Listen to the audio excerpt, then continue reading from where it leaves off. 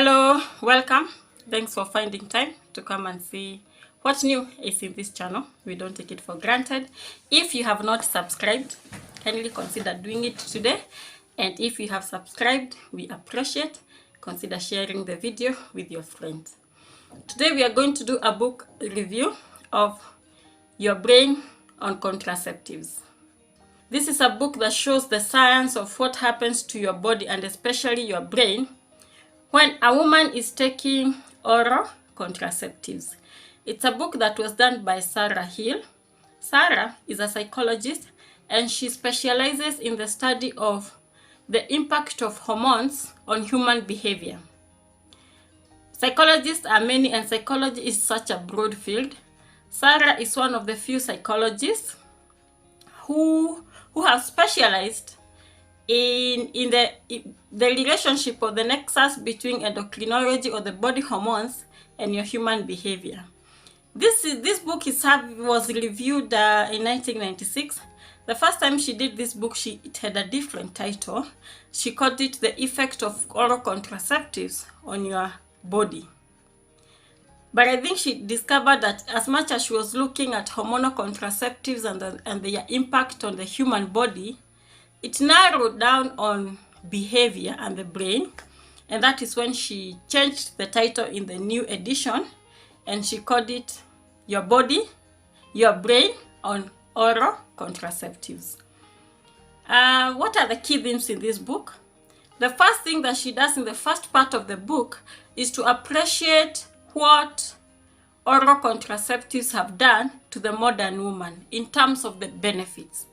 She looks at the fact that young women are able to pursue their education thanks to oral contraceptives, because our four grandmothers would drop out of school as soon as they got pregnant. Some would get pregnant as early as 12 years, as 13 years. Others between 18 to 19 is when they were dropping out of school. But thanks to oral contraceptives, women are able to postpone birth until such a time as when they are ready to nurture another life. Of course, it has been documented that the longer a woman delays giving birth, the more stable she is and the higher the quality of life. So she's showing us the dynamics of how contraceptives have helped the modern woman. She's showing the ability to space children in between births so that her body is able to regain and she's able to focus on the newborn. She is also showing how much women have gained a lot of freedom because they are able to get the number of children that they so desire thanks to contraceptives. Then in the last part of the first section of the book, she takes the author through the different methods that are available and how they impact the economy. She looks at the permanent methods. By permanent methods, I mean irreversible methods, and how they favor the woman, but they are not so well advertised or marketed because they don't favor the big pharma. They don't favor the big pharmaceutical companies. Then she looks at the hormonal solutions that are available. And she mentioned several now: the pills, depot implants, the injectables and the implants, and how they are sold and how the pharmaceutical companies make a kill out of it, and how doctors receive the message and transmit the same to their patients. And then now it is in the second section of the book that she really focuses on the topic of the book, looking at the oral pill.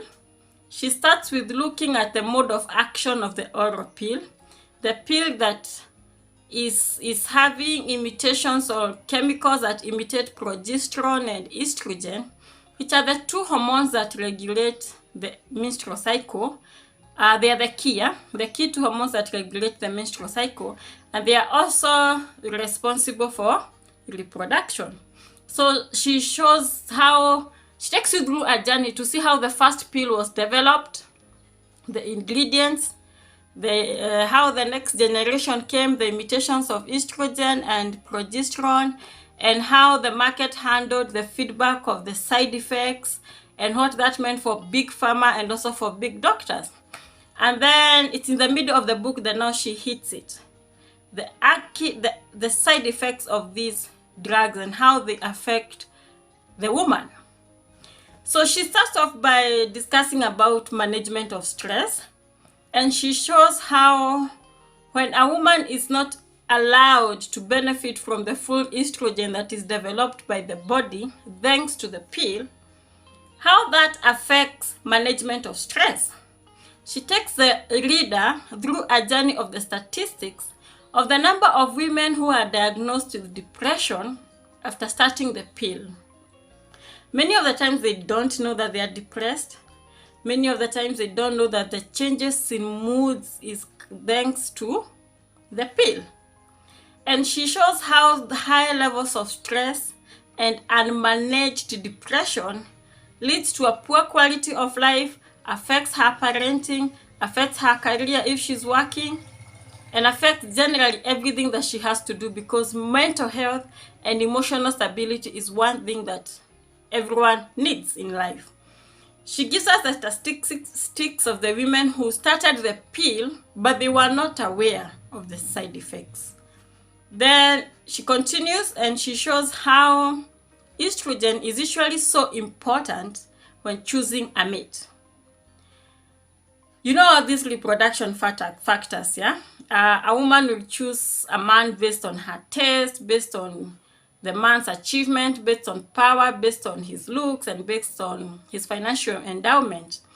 And the other is saying that it is estrogen that influences how a woman makes her choices of a mate.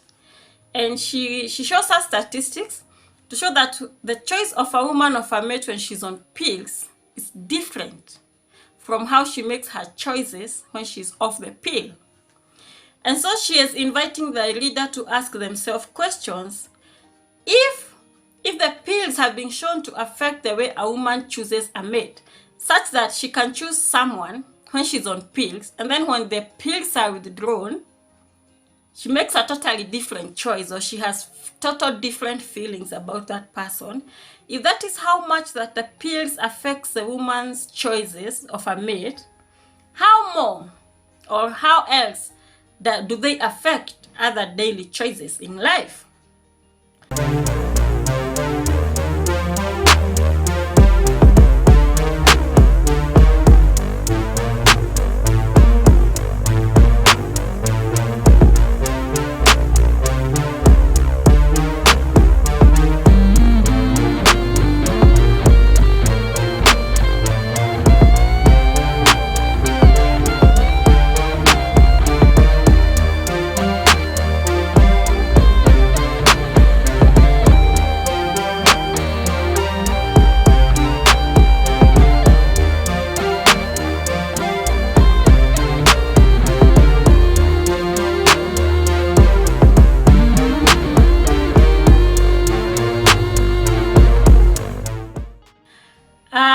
Now, after looking at those two key modifications in behavior, goes to looking at learning and memory.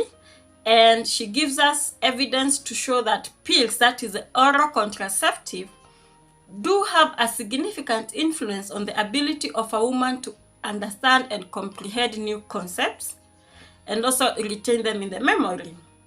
So she is asking what happens to the young girls who are introduced to pills when they're in school, when they are in high school. You remember this author is a professor at Texas Christian University.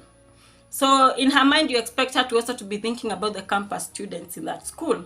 So she's asking, how more are they disadvantaged if they have to take these pills, but then it affects their cognitive abilities, it affects their learning, and it affects their memory?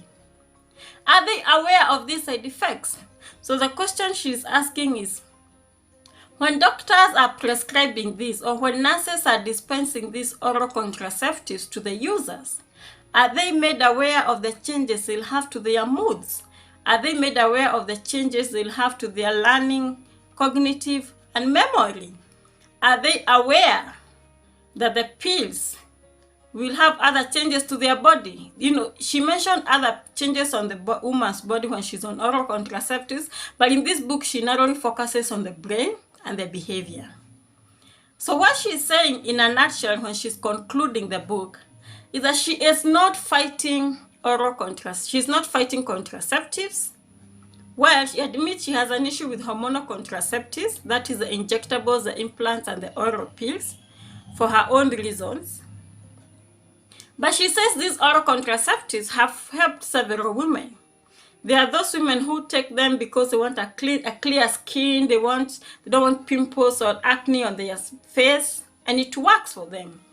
But the question she is asking, which she says is the intention of the book, is that are the users aware of the changes that will happen to their body and to their brain when they take the oral contraceptives?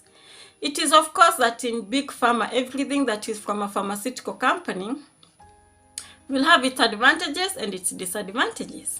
It will have its benefits and it will have its risks. And doctors give solutions when the benefits outweigh the risks. For a student who is using oral contraceptives because she does not want to conceive, on one hand, she's being given something to take care of her reproductive health. But in such a time, is it necessary to give her to take something that will affect her memory, which is what she needs when she's in school? For a woman who is raising young kids and is also have a busy career, meaning that she needs to be emotionally stable, when you look at benefits versus risks, and she gets something that causes anxiety and gives her a depression and constant mood swings, is that what she needs when she's raising young kids? Which is, where is the benefit and risk analysis? What kind of a mother will she be to toddlers and young ones if her emotional health is not stable because of the oral contraceptives? This is something that she wants all users of the pills and the oral contraceptives to think about, to ask themselves questions, and to look for solutions. But at the end of the book, she gives her preference. She says that if a woman is to use a contraceptives, which she is encouraging that women do use contraceptives, she says that the copper IUD would be the best solution, or any other non-hormonal method that will not have a lot of changes in the body of a woman. This is a good book. Besides giving you a lot of scientific knowledge in terms of the menstrual cycle, in terms of the drugs that are used, this book exposes you to the side effects of contraceptives in general, especially the hormonal ones, and it helps you as a woman to make informed choices. I encourage you to read the book and let me know your opinions about Sarah's work. Let me know where you would rate the book. I give it a 9. It's an eye opener. I share it with everyone in my circle, yeah? There's this time that a former junior employee of mine invited me for her bridal shower. I felt honored, yeah? It's really that it's not always that someone in the office setup will invite you for their bridal shower.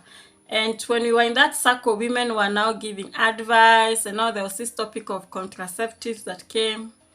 And from the discussions, I felt in my heart that these ladies, for sure, they don't know so much about contraceptives as they are talking about. They're just quoting their doctors. And let me tell you, if you go to a doctor who has the best interest of you and you say you want Depot because your friend is using Depot, it's unlikely that they're going to deny you the chance. If you go to a nurse and you tell them you've come for contraceptive and you want an implant, most likely they're not going to challenge you because they believe you're making the best choices for your health. And they will give you because it's available and it's on sale and the government has allowed. But if you look at the side effects it's going to have on your body, sometimes you need to ask yourself, is it worth it, So I shared those books with them. There's another book now, the one that discusses Depot and the implants and what they do to your body and the long-term effects of those hormonal contraceptives. And you discover there are some special populations that should not be using them, but they are not made aware. Actually, when you go through Sarah's book, you discover she has a checklist. If you have this, if there's a history of this in your book, in your family, if there's a history of metabolic syndrome, that is high blood pressure, insulin, and cholesterol, you should not use any hormonal contraceptives.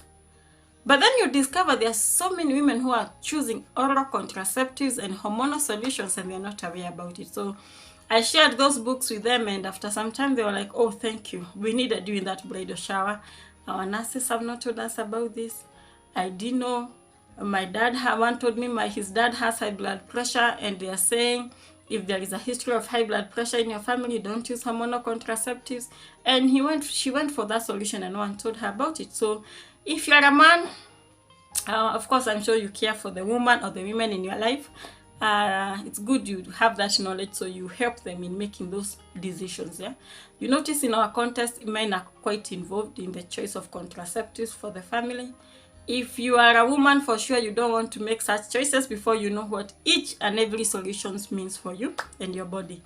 I like that book. I give it a score of 9 out of 10, a very high score. I like it.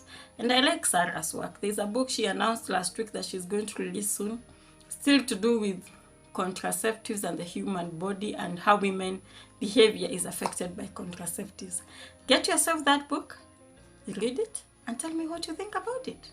It's a bye for now.